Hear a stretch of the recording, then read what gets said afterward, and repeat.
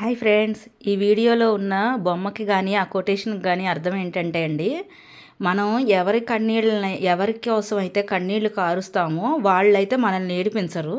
మనల్ని ఏడిపించే వాళ్ళు ఎవరు కూడా వాళ్ళ కోసం కన్నీళ్లు కార్చాల్సిన అవసరం లేదు. ఎందుకంటే మనల్ని ఇష్టపడే వాళ్ళు ఎవరు మన కన్నీళ్లు చూసి వాళ్ళు తట్టుకోలేరు. సో కన్నీళ్ళు అనేవి చాలా వాల్యుబుల్ అండి. అవి ఎవరి కోసం ఖర్చు పెట్టాలో వాళ్ళ కోసమైనా ఖర్చు పెట్టాలి. ఎందుకోసం అంటే మనం ఒక కన్నీటి బొట్టు రాలుస్తామంటే దానికి తగ్గ అర్హత ఉన్నదా లేదా అని అవతల గురించి అయితే ఆలోచించాలి. సో ఇదైతే ఈ బొమ్మకి ఈ కొటేషన్కి మీనింగ్ అనమాట. సో ఆలోచించి ఏడ్చే ముందు కానీ ఆ కన్నీళ్లు కార్చే ముందు కానీ ఆలోచించండి, మనం అవతల వ్యక్తికి అంత రెస్పెక్ట్ ఉందా లేదా అని. సో తొందరగా ఏడ్చి అయితే అనవసరంగా ఆరోగ్యాన్ని పాడు చేసుకోవద్దు. సో అదనమాట నేను చెప్పేది ఫ్రెండ్స్. ఈ స్టోరీలోనే థంబ్నెయిల్కి సూట్ అయ్యే ఇంకో స్టోరీ అయితే చెప్తాను, చాలా బాగా ఉంది.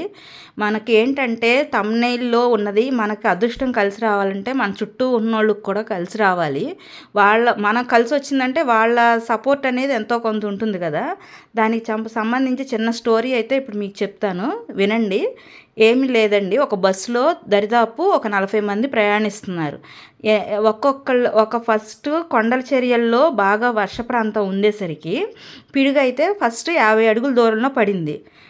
సరే సేఫే అనుకున్నారు అందరూ. తర్వాత మళ్ళీ కొద్ది సమయానికి ఆ పిడుగు 40 అడుగుల దూరంలోనే పడింది. సరే ఇంకొంచెం దూరం ప్రయాణం చేశారు, బాగానే గట్టెక్కింది, ఆపద లేదు కదా అనుకున్నారు. తర్వాత ఇంకో 10 నిమిషాలకి ఇంకొంచెం దూరంలో 30 అడుగుల దూరంలోనే పిడుగుపడింది. సో ఇది అలా ఊహించింది కాదు, ఏదో ప్రమాదం జరుగుతూనే ఉందని చెప్పి అందులో ఒక పెద్ద మనిషి, ఎవరో మనలోనే ఒక అతను ఉన్నాడు, అతనికి సంభవించే ప్రమాదం అతను బస్సులో ఉండడం వల్ల మనందరికీ కూడా ఇట్లాగే వ్యాపిస్తుంది. అతను ఎవరు అనేది కనిపెట్టాలంటే దానికి ఒక మార్గం ఉంది. ఏం లేదు, ఒక్కొక్కరిగా వెళ్ళి అక్కడున్న దూరంగా ఉన్న చెట్టును తాకొద్దాము. ఎవరికైతే ఆ ఆపద ఉందో వాళ్ళైతే చెట్టు ముట్టుకోగానే ఆ పిడుగుపడి కాలిపోతారు, మిగతా వాళ్ళందరూ సేఫ్గా ఉంటాం, మిగతా 39 మంది కూడా అని చెప్పి ఆ పెద్ద మనిషి సలహా ఇస్తారు. సరే ఎవరో ఒకళ్ళు పెద్ద మనిషి సలహా వినాలి, అందరి ప్రాణాలు రిస్క్లో ఉన్నాయి కాబట్టి అందరూ కూడా దాన్ని చూడడానికి అలా చేయడానికి ఇష్టపడతారు. ఒక్కొక్కరుగా వెళ్ళి చూసుకుని వచ్చేసరికి అందరూ సేఫ్గానే వస్తారు. లాస్ట్గా ఒక వ్యక్తి మాత్రం భయపడుతూనో బాధపడుతూనో అందరూ చెప్పింది చేయాలి కాబట్టి తన గురించి వేరే ప్రాణాలు రిస్క్ చేసుకోవడం ఇష్టం లేక కిందకి దిగి ఆ చెట్టును తాకొచ్చేసరికి అప్పుడు బస్సు మీద పిడుగుపడుతుంది.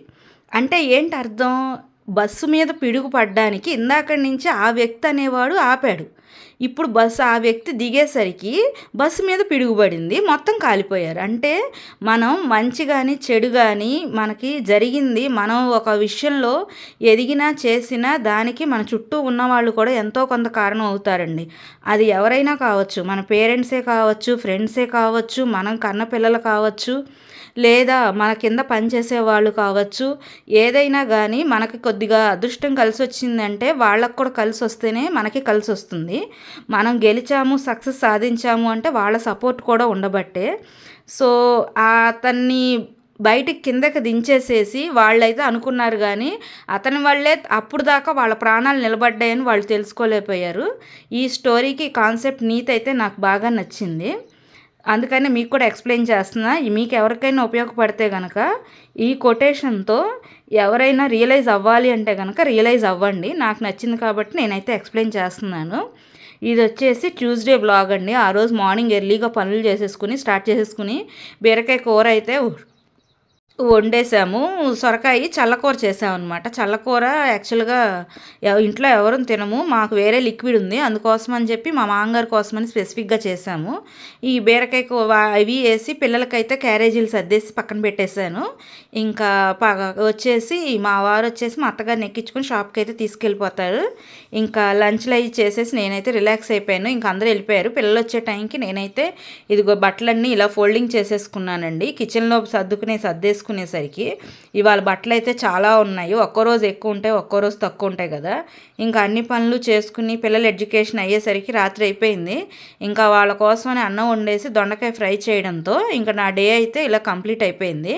వాళ్ళ ఎడ్యుకేషన్ దగ్గర కాసేపు కూర్చుని వాళ్ళకి కొంచెం డౌట్స్ అయితే ఎక్స్ప్లెయిన్ చేశాను. ఇంకా ఫ్రై అయ్యాక అత్తయ్య గారు కూడా వచ్చారు. వాళ్ళు కూడా వచ్చి అత్తయ్య గారు మామయ్య గారు వాళ్ళతో కలిసి పిల్లలు అయితే భోంచేశారు. సో డే అనేది ఇలా ఫినిష్ అయిపోయింది. Bye friends.